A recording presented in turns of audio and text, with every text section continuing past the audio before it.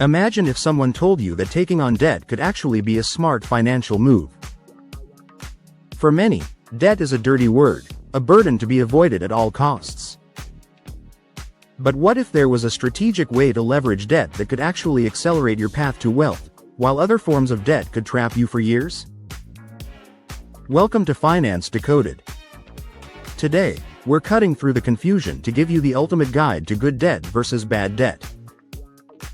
We'll break down real-life examples, show you how to identify the difference, and equip you with the knowledge to use debt as a tool, not a trap, on your journey to financial freedom.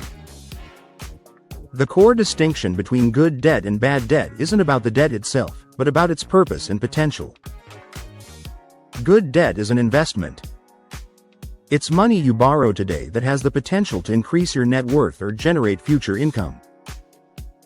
It builds value. Bad debt, on the other hand, is for consumption. It's money borrowed for things that depreciate quickly, offer no return, or simply fund a lifestyle you can't truly afford. It actively reduces your net worth. Let's dive into the specifics, starting with how to identify and strategically use good debt. Good debt is often considered productive debt. Think about a mortgage on a home. For many, a home is their largest asset. Over time, its value typically appreciates, meaning it grows in value. When you pay down your mortgage, you're building equity, an ownership stake in an asset that can increase your net worth. This is a powerful example of good debt. You're borrowing to acquire something that is likely to become more valuable and provides a necessary shelter. The interest rates are generally lower, and the payments build wealth. Another prime example of good debt is student loans for a degree that genuinely improves your earning potential. If investing in your education leads to a higher paying career, then that student loan is a strategic investment in yourself. It's debt taken on with the expectation of a significant future return on investment. For instance, a loan taken for a nursing degree can lead to a stable, high-demand career, far outweighing the cost of the loan itself. The key here is the return on investment. Not all degrees are created equal, so a critical evaluation is necessary. Finally, business loans can be a form of good debt. If you borrow money to start or expand a business that generates more income than the cost of the loan, that's good debt. Imagine taking a loan to purchase equipment that allows your business to double its production, leading to higher revenue and profits. This debt is actively generating more wealth. It's a tool for growth, not just for spending.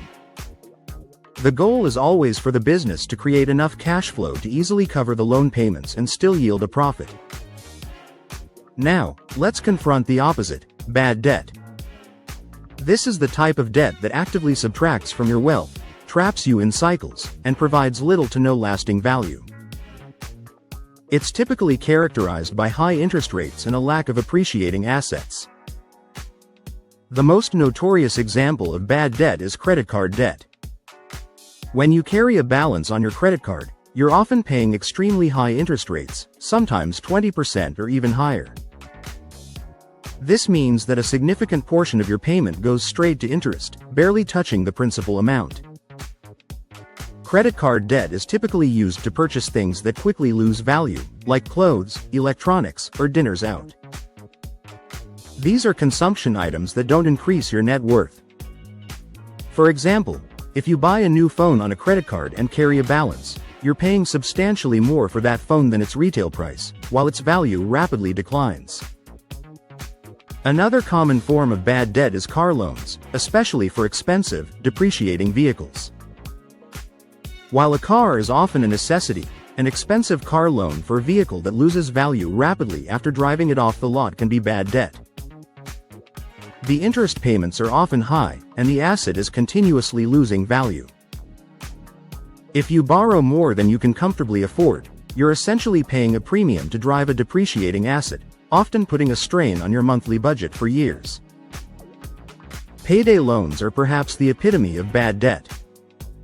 These are short-term loans with astronomically high interest rates, designed to trap individuals in a cycle of borrowing to cover previous debts.